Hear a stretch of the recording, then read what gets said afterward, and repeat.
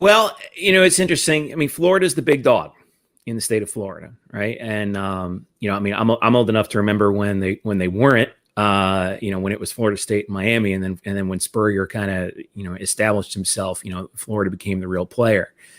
Um, it's Florida and UCF are separated by a 2-hour drive.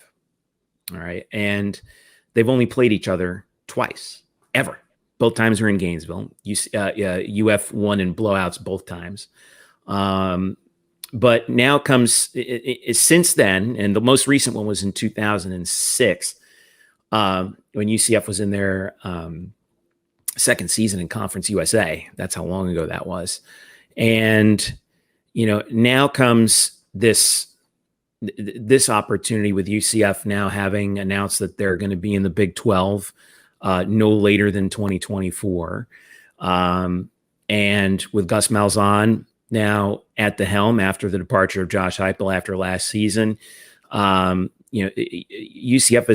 is in this transitionary mode once again, but that transition is putting them on what UCF believes to be an equal footing with Florida, Florida State, Miami, the other so-called power institutions within the state of Florida.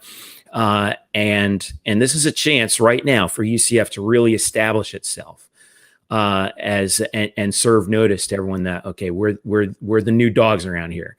UCF fans have been aching for a matchup with Florida for a while now. Like you said, even going back to 2018, there were some emails traded between former athletic director Danny White at UCF and Scott Strickland at Florida, regarding a potential, regular season matchup when UCF was in the midst of their 25-game win streak in 2017 and 2018. It never came to fruition.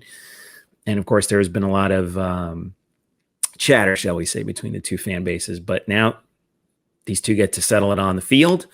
Some more cynical fans, I think, are saying, "Oh, wow, the excuses are already built in for Florida, because they're 6-6 and they're going through a coaching change, and their starting quarterback is reportedly has already, said he's going to throw his name into the transfer portal, and basically this game is an audition for him, for potential suitors, But I think UCF fans don't care because they're going to show up to the game and reportedly the game is sold out, 65,000 people in Tampa for this game. It's going to be wild. There's a lot of, there's always, I think like 90% of bowl games, outside of the college football playoff, they have kind of limited hype because they're unusual matchups, but there's some real juice around this one.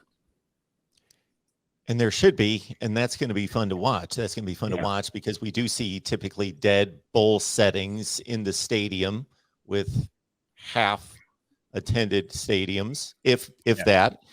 So that's going to be intriguing. And I understand both perspectives. It's not going to necessarily prove anything, but it is getting both programs, both current teams on the same field. And for me, there are no excuses. When there is a game to be played in a competitive situation, either you show up and show yourself to be a competitor and walk away with the win or the loss and own it and not make a bunch of excuses about who was there, who wasn't there, our mindset, our attitude, how much we cared. If anything, I think it is more of a credit to show up and say, hey, we took the L. They were the better team that day, and we gave it all we had. You're being more of a stand-up person and a competitor that way rather than making excuses. So we'll see how all that drama plays up into the game and then obviously post-game as well.